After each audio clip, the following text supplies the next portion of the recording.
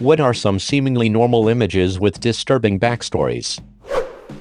This photo before the Omagh bombing in Northern Ireland. Almost immediately after this photo was taken, a bomb was set off in the red car beside the boy on his dad's shoulders. The father and child survived miraculously, but the photographer and 28 others died, while around 220 were injured. My dad is from Northern Ireland and his brothers still live there. It's really weird hearing them talk about the troubles. I actually lived there for a few years when I was young but was sheltered from all of that stuff. We lived in a village and there was only one bombing which I don't even remember. My dad worked in Belfast though as an electrician, and there were parts of Belfast his employers wouldn't allow him to go to as he was ex-British military. You can join the Irish or British military in Northern Ireland. His employers considered it a genuine risk to his life if certain people had realized that. Such were tensions. This was late 80s, early 90s. It just sounds so surreal when they talk about it. Stuff like this happening this recently in a developed country,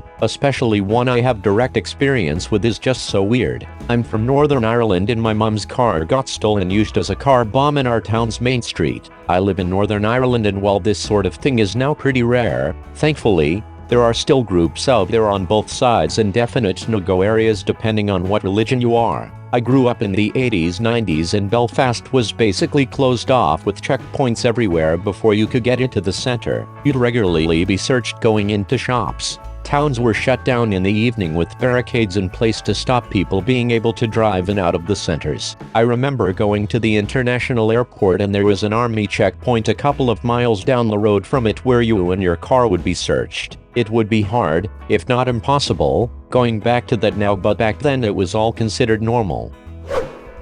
This picture taken of David A. Johnston 13 hours before the eruption of Mount St. Helens in 1980. His last words were over Radio Vancouver, "Vancouver, this is it," before going silent and his remains never found. I always thought his death had a certain poetry to it. He'd spent months convincing people that the mountain was dangerously close to erupting. He and his colleagues were taking turns camping out to observe it, and on his last night he swapped shifts with someone who wanted to attend a party. The man he swapped with was Harry Glickon, who took the photo, and who was devastated when the volcano erupted and blamed himself for Johnston's death. He died in a different eruption in Japan, and he and Johnston are the only two American volcanologists to die in a volcanic eruption. Edit. He also left to attend an interview, not a party. He did not get the job.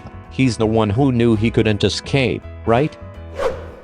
I don't know how to link stories, but the picture of Tyler Hadley in his kitchen holding a solo cup during a party is chilling. He had just killed his parents and their dead bodies were in the house while he had this house party. I never met him, but Tyler is my second cousin. My dad and his mom are first cousins. My parents went down to Florida a few months before this happened, and my mom couldn't stop talking about how weird Tyler acted. She said his dad asked him to go grab another folding chair from storage and he looked at him like he wanted to kill him. Obviously those interactions meant a lot more after he killed my dad's cousin and cousin-in-law. Edit. Updated to the correct cousin lineage. Yeah, that was fucked up.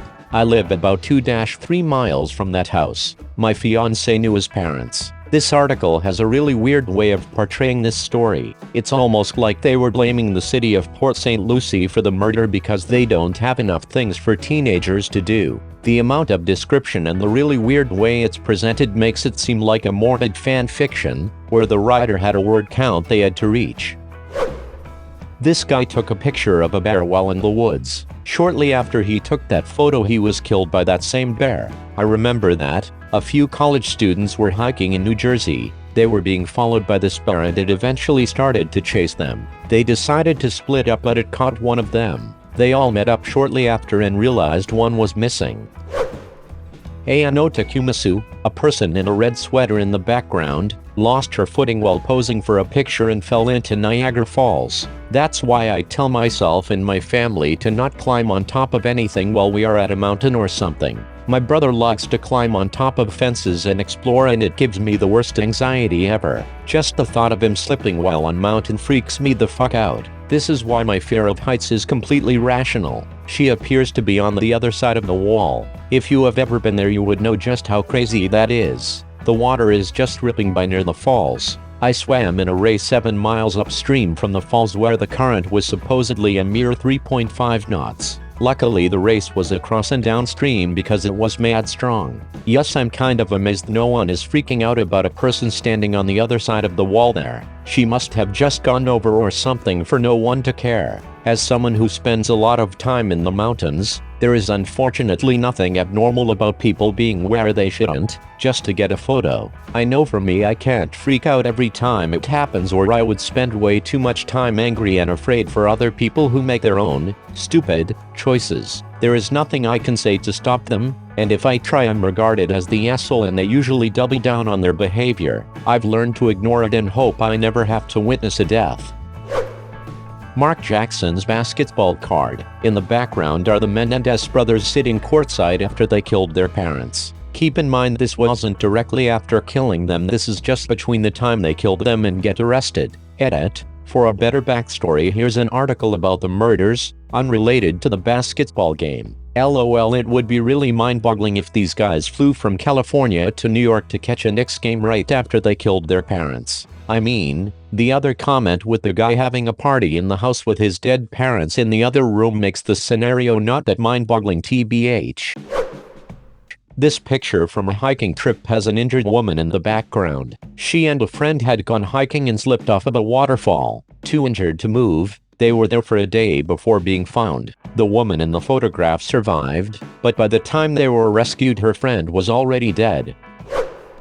The pictures of the Dutch girls of Panama. Girls got lost in the jungle and were for days. A few months later a backpack with the camera and these photos was found. Edit. Since there seems to be some confusion, the link is to an Imgur album with the photos, that also details the story in the description, not made by me. At first the photos are innocuous, just two girls on a trip. So I think it fits the ops request, and apparently a shoe with a foot in it in the pelvis of one of the girls. Sounds like they succumbed to the elements and were scavenged by animals. Truly horrible. It still doesn't entirely explain the sequence of events. Why did one of them call 911 within hours of one of the photos, only to call again 10 days later? And why was there a burst of photos taken in the middle of the night, also 10 days later, along with another 911 call? You're absolutely right, though, very horrible. That was the leading theory. I think I remember them saying they thought one of them got injured early, hence the 911 call, and then the other was trying to find help and lost service so she couldn't make the call again. She used the camera flash for light at night and then made another 911 call when she found service again, but eventually the phone died. But I watched the documentary a while ago, so I may be misremembering.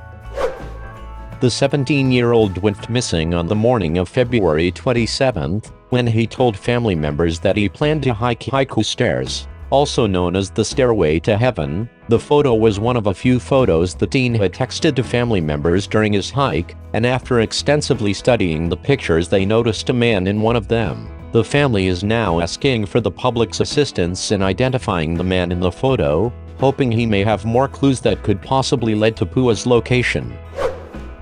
He was transferring oxygen tanks for 12 boys and their coach, who were trapped in a cave. He got into difficulties and did not have enough air himself. He died after losing consciousness in one of the passageways.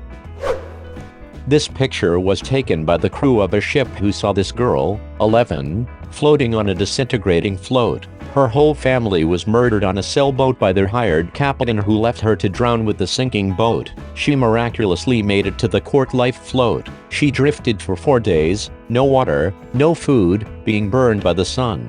Upon hearing that she had survived, the captain killed himself. Sadako was a Japanese girl who became a victim of the atomic bombing of Hiroshima when she was 2 years old. She was diagnosed with leukemia at the age of 11 and given no more than a year to live. Sasaki's father, Shigeo, told her the legend of the cranes, and she set herself a goal of folding 1,000 of them, which was believed to grant the folder a wish. Although she had plenty of free time during her days in the hospital, Sasaki lacked paper, so she used medicine wrappings and whatever else she could scrounge, including going to other patients' rooms to ask for the paper from their get-well presents. Her best friend, Chizuko Hamamoto, also brought paper from school for Sasaki to use. A popular version of the story is that Sasaki fell short of her goal of folding 1,000 cranes, having folded only 644 before her death, and that her friends completed the 1,000 and buried them all with her. Sadako and the 1,000 Paper Cranes by Eleanor Coer. It seems to be a popular book for elementary school kids. They also learned to fold paper cranes along with it.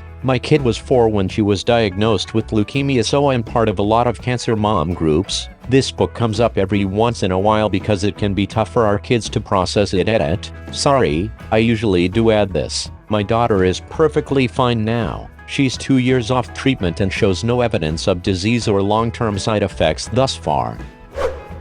There was a tradition in Victorian England to take photos of dead people, often dressed in their best clothes and posed as if taking a family portrait. It's really unsettling looking at these. Sometimes the whole photo looks completely normal except one person looks a bit off, and you only realize when you look closer. It's also interesting because it shows how normal death was back in an era where people weren't hospitalized for illness, and so many children died in infancy. Death was a part of life, and most people had experienced death directly multiple times, so recording it was seen as recording normality as part of the grieving process.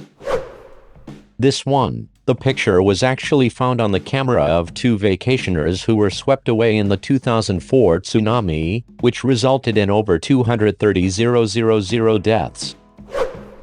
It looks like just an ordinary photo of a father happy to see his daughter graduate. However, the guy on the left is Dennis Rader, also known as the BTK killer, who killed 10 people over the span of about 25 years, all the while being a beloved member of his community. He was a security system technician, a Cub Scout leader, a church president, a city worker, a happily married father of 2, and a sadistic serial killer. The idea that pretty much any normal-looking person you see on the street could actually be a total psycho really heaves me out. For anyone who isn't aware, the way they caught Dennis Rader was odd. He was basically taunting the police, daring them to catch him, leaving little dolls with tied hands and feet to symbolize his victims, but apparently that wasn't enough. In one of his letters to the police, because of course he sent letters, what kind of self-respecting murderous wackadoo doesn't send letters, he asked if they'd be able to trace him if he sent them a floppy disk. The police, who at this point probably couldn't believe their luck, replied that it would be perfectly safe, so he actually did it. They found some metadata on a deleted Microsoft Word document on the disk that linked to his church and said it was last modified by Dennis. It took them all of 5 minutes to check that there was a Dennis Rader working at the church, and then he became their prime suspect. Fun facts: that links back to the original photo, though, that wasn't considered enough to bring him in, and they needed a DNA sample. They used DNA from a pap smear that his daughter had done at the Kansas State University Medical Center while she was a student there, which showed a familiar link to DNA found at the crime scenes. That was enough for them to arrest him. This seems to have caused a lot of fuss in the comments below. In short, all clinics are legally required to keep your tissue samples after a pap smear for about 5 years, and it's legal because it was a done via court order and b done with a specific suspect in mind, rather than just a random pull on a database. In that sense, it's really not significantly different to what would have happened if Rader had a tissue sample of his own on file due to something like a biopsy, a pap smear, and being too cheap to buy a new floppy disk. That's how they got one of the most notorious serial killers of the past 50 years. As reported in The Atlantic, Rader was apparently very upset that the police had lied to him about it being safe. "I need to ask you, how come you lied to me? How come you lied to me?" Rader asked. "Because I was trying to catch you." Ken Lundware, the homicide detective widely credited with catching him, answered coolly. The RCA Victor logo painting of a dog looking into a gramophone, titled His Master's Voice, was inspired by the painter inheriting his late father's dog and noticing the dog being intrigued by a recording of his late owner's voice on recordings. This is a photo still from a video taken by 2 girls out for a walk on the Mononhai Bridge near Delphi, Indiana in February 2017. They were both found murdered the following day. This picture was recovered from one of the girls' cell phones. The man is presumed to have killed them but has never been found. 2 brothers posed for a photo in Sequoia National Park moments before getting struck by lightning in August 1975. Both shockingly survived. Well, less pleasantly, the young brother Sean, who was 12 at the time of the photo, later committed suicide. It seems that he likely suffered the brunt of the electrical blast. Unbelievably, there were 2 of many people struck by lightning that day. It shouldn't need to be said, but if your skin is tingling and your hair is standing up like that outside for seemingly no obvious reason, you may want to get to lower ground or fully encased shelter immediately. Thanks for watching. Don't forget to like, comment, share and subscribe to my channel.